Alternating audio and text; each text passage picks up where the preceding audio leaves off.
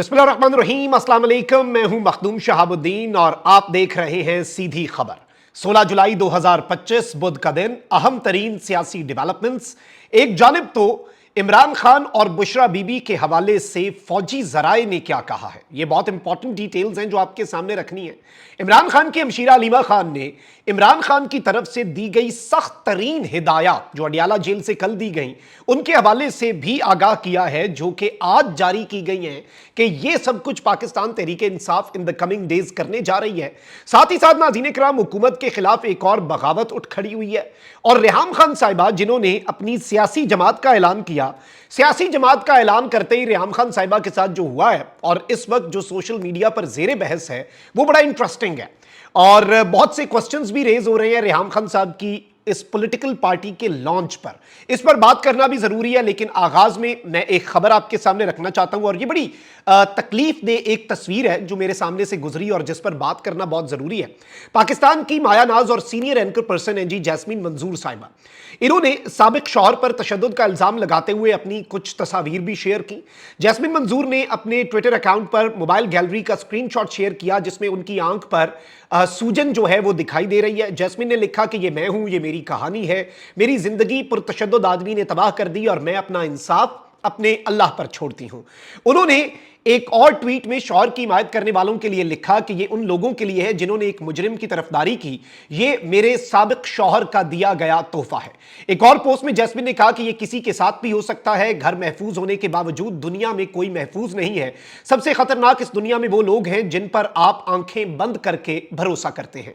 मैं समझता हूं नाज़रीन इकराम, although senior anchor person jasmine मंजूर साहिबा जो है उनकी तरफ से इस वाकई की मजीद तफसीलात तो नहीं दी गई, बट आई थिंक कि गवर्नमेंट को इस पर एक्शन लेना चाहिए और कोई चाहे जितना भी ताकतवर या जितना भी इन्फ्लुएंशियल क्यों ना हो, जो इंसाफ है ना वो होता हुआ नजर आना चाहिए। और अगर इस तरह से एक मीडिया पर्सन, एक एंकर पर्सन और सीनियर खातून है, उनके साथ इस तरह हो सकता है, तो आप इससे यह भी अंदाजा लगाएं कि आम पाकिस्तानी खवातीन के साथ इस वक्त क्या हो रहा होगा और पाकिस्तान में जो स्टेट है खवातीन का वो क्या होगा, इस पर भी काम करने की जरूरत है। इसके साथ साथ नाज़रीन इकराम, पंजाब के अंदर मरियम नवाज शरीफ साहिबा की हुकूमत है। इस वक्त मैं आपको यह बताऊं कि पंजाब के मुख्तलिफ इलाकों में 24 घंटों के दौरान आंधी और बारिशों से हादसात में 28 अफराद जाँ बहक हुए। तर्जुमान पंजाब रेस्क्यू के मुताबिक लाहौर के इलाके हरबंसपुरा में करंट लगने से भाई और बहन समेत 12 अफराद जाँ बहक हुए, जबकि शेराकोट में 20 साल नौजवान और बहावल नगर के इलाके मिंचनाबाद में मदरसे की छत गिरने से 2 तालिब इल्म जाँ बहक हुए। मदीना टाउन में करंट लगने से 10 साल बच्चा जान से हाथ धो बैठा। रेस्क्यू तर्जुमान ने बताया कि ओकाड़ा के इलाके नईमाबाद में आसमानी बिजली गिरने से 2 अफराद जाँ बहक हुए। पाकपतन के मुख्तलिफ इलाकों में दीवार और छत गिरने से 2 बच्चे, जबकि भक्खर के इलाके जहान खान में छत गिरने से 1 शख्स जान की बाजी हार गया और मुख्तलिफ हादसात में 92 अफराद जख्मी भी हुए हैं। बहुत से ऐसे वाकयात हैं जो कि नागहानी आफत होती है, लेकिन बहुत सी ऐसी चीज़ें हैं जैसे बिजली की नंगी तारें और खंबे और दीगर मामलात, इनके अंदर गवर्नमेंट जो है वो क्या अपना किरदार सही तरीके से अदा करती है, ये एक सवाल जो है ये एग्जिस्ट करता है। आगे बढ़ते हैं नाज़रीन इकराम, बानी पीटीआई इमरान खान की बहन अलीमा खान इंसदाद दहशतगर्दी की अदालत में पेश हुई।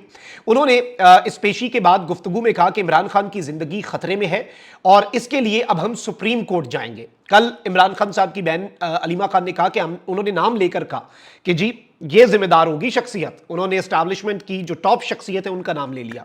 अब रावलपिंडी की इंसदाद दहशतगर्दी अदालत के बाद मीडिया से गुफ्तगू में अलीमा खान ने कहा कि हमारे भाई और भांजे को नाजायज कैद में रखा गया, हमारा फोकस बेगुनाह कैदियों की रिहाई है। उन्होंने कहा कि बानी पीटीआई ने सख्त पैगाम, पार्टी के लिए सख्त पैगाम भेजा है कि जाती लड़ाइयां खत्म करें और तहरीक चलाएं। इमरान खान मुश्किल हालात में है, पार्टी इस पर बात करे, उन्हें तोड़ने के लिए बुशरा बीबी के खिलाफ कार्रवाइयां की जा रही हैं। इमरान खान कहते हैं कि मुज़ाकरात कौम के मफाद के लिए करूंगा, अपने लिए डील नहीं करूंगा।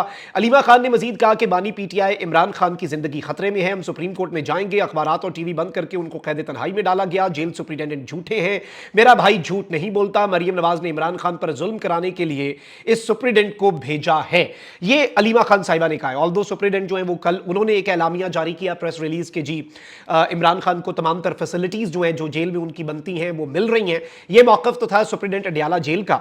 अब इस सारी सारी सूरत हाल में नाज़रीन इकराम बहुत कुछ साइमल्टेनियसली चल रहा है। पाकिस्तान तहरीक इंसाफ के अंदर इख्तलाफात, अब बैरिस्टर अली जफर जो है उन्होंने भी एक स्टेटमेंट दे दी। इस वक्त एक खिचड़ी सी पकी हुई है। अलबत्ता अडयाला जेल से जो खबरें आ रही है, बल्कि मुनीब फारूक साहब ने कल ही आपको बताया कि उन्होंने ये क्लेम किया कि खान साहब की सेल की बिजली जो है वो इस वक्त बंद है। अब मुनीब फारूक साहब जो है वो हुकूमत के अंदर भी और एस्टैब्लिशमेंट के अंदर भी बड़े तगड़े सोर्सेज रखते हैं, तो उनकी बात जो है वो इस कॉन्टेक्स्ट में बहुत इंपॉर्टेंट है। आगे बढ़ते हैं नाज़रीन इकराम, रियाम खान साहिबा ने एक पार्टी जो है वो लॉन्च की और उसका नाम रखा पाकिस्तान रिपब्लिक पार्टी। अच्छा, पकड़े ये इस तरह से गए हैं कि ये बेसिकली इनका जो लोगो है 99 नहीं 100%, यानी एक होता है ना कि इंस्पिरेशन लेना किसी चीज से, भाई कि ये डिजाइन है, इस लोगों का इससे इंस्पिरेशन ले ली, कुछ कर लिया। अमेरिका का US department of homeland security है, एग्जैक्ट उसका छापा मारा है, मतलब रंग भी तब्दील नहीं किए लोगों के अंदर। जहां पे सुर्ख लाइन होती है वहां पर वो बीच में एक शाहीन है, तो वो बस इतना है कि बीच में पाकिस्तान का झंडा लगा के और नाम तब्दील कर दिया है कि US department of homeland security के बजाय, कम से कम शुक्र है वो नहीं कॉपी कर दिया, पाकिस्तान रिपब्लिक पार्टी जो है वो इन्होंने लिख दिया। लेकिन इस पर बड़ी तनकीद भी हो रही है और बड़ा लोग जो है वो तमस्खर भी उड़ा रहे हैं कि भाई थोड़ा सा तो होमवर्क आप कर लेते और कॉपी मार रहे थे, यानी आपने पकड़े नहीं जाना। आगे बढ़ते हैं नाज़रीन इकराम, जमात इस्लामी जो है उसने मुल्क गिर एहतजाज का ऐलान कर दिया है। महंगी बिजली, पेट्रोल की कीमतों में होशरुबा इजाफा, शुगर माफिया की लूटमार के खिलाफ जुमे को मुल्क भर में और इतवार को तमाम डिविजनल हेडक्वार्टर्स में एहतजाजी मुजाहरे होंगे। हाफिज नईम उर रहमान ने प्रेस कॉन्फ्रेंस की है। अब देखना यह है कि क्या जमात इस्लामी कोई स्ट्रीट मूवमेंट, फैसला कुन स्ट्रीट मूवमेंट कर सकती है, या it would just be a simple protest. ये तो इन द कमिंग डेज जो है चीजें क्लियर होंगी। आगे बढ़ते हैं नाज़रीन इकराम, इंपॉर्टेंट चीज है, एक क्लेम आया है और जुल्फी बुखारी के हवाले से भी अब आ रहा है कि जी जब आर्मी चीफ मौजूदा वो थे डीजीआई और फिर वो उस ओहदे से गए और जनरल फैज आए and what ever happened at that time, उस हवाले से एक क्लेम आ रहा है कि जी जनरल आसिम जो है उन्होंने बुशरा बीबी से कोई मीटिंग जो है वो अरेंज की करने की या फैसिलिटेट करने की दरख्वास्त की, रिक्वेस्ट की। अब इस सब में नाज़रीन इकराम जो मिलिट्री सोर्सेज हैं and the journalists who are close to military establishment, वो सहाफ़ी जो पाकिस्तान की मिलिट्री एस्टैब्लिशमेंट के करीब समझे जाते हैं, उनकी तरफ से ये बेसिकली ट्वीट आया है और खबर आई है कि ये क्लेम के फील्ड मार्शल आसिम मुनीर जो है उन्होंने बुशरा बीबी के साथ कोई मीटिंग रिक्वेस्ट की जब उन्हें उनकी पोजीशन से रिमूव किया गया एज डीजीआईएसआई इन 2019। ये एक झूठ है, ये कहते हैं, और कहते हैं कि ये बेसिकली उस इदारे को मलाइन करने की कोशिश है जिसने इनकी करप्शन जो है वो एक्सपोज की। मैं एज इट इज मौक़िफ़ सामने रख रहा हूं क्योंकि हमारा काम सब साइड्स का मौक़िफ़ रखना है। पीटीआई का मौक़िफ़ रखा, तो अब जो एस्टैब्लिशमेंट के करीब साफी हैं वो इस हवाले से क्या कह रहे हैं ये सुने। कहते हैं कि जी फील्ड मार्शल आसिम मुनीर जो है उन्होंने इस ग्रुप को अनमास्क किया, यानी कि बेनकाब किया, उस वक्त जब ये बहुत रिस्की था और उन्होंने अपनी जॉब भी रिस्क की, और उन्होंने इस धोखे के खिलाफ जो है एक स्टैंड लिया जब बाकी जो है वो खामोश रहे, यानी मुल्क के साथ ये धोखा हो रहा था। और फिर ये कहते हैं कि बुशरा बीबी और उनका नेटवर्क जिसे इमरान खान साहब की हिमायत हासिल थी, बैकिंग हासिल थी, उसने मुल्क को बहुत लूटा, और उस वक्त के डीजीआईएसआई ने इस करप्शन को कन्फ्रंट किया और ये बेसिकली डीजीआईएसआई जो है उस वक्त उनके साथ मसला बना।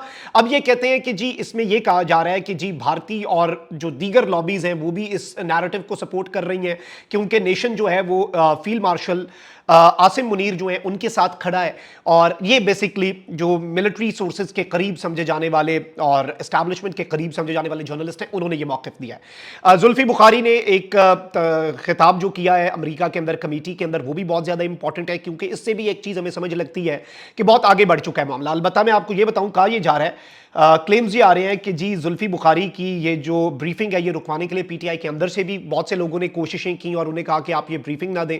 तो पीटीआई के अंदर भी इस वक्त मुझे ये लग रहा है कि एक बिल्कुल फुल फ्लेज मजामत और एंटी एस्टैब्लिशमेंट जाने वाला ग्रुप है, तो दूसरा वही जो पिछले 2 साल से चल रहा है जब से खान साहब अंदर गए। उस वक्त तक पीटीआई हैड वन डायरेक्शन क्योंकि सर पे मेन लीडर था। इस वक्त PTI is divided, opinions divided है, बहस मुबाहिसा चल रहा है, बहुत सी चीजें सेनेट के मामलात और दीगर चीजों पर भी इख्तलाफात चल रहे हैं, और इवन अभी तो ये कहा जा रहा है कि जी बहुत से लोग जो हैं इमरान खान साहब ने जिन्हें कहा है कि सेनेटर बनाओ, शायद उनके कागजात में कोई मसला आ जाए। बहुत कुछ जो है वो इस वक्त जवाब तलब है और इन द कमिंग डेज चीजें जो हैं वो मजीद क्लियर होंगी। अपना बहुत ख्याल रखिए। निगमान, पाकिस्तान जिंदाबाद।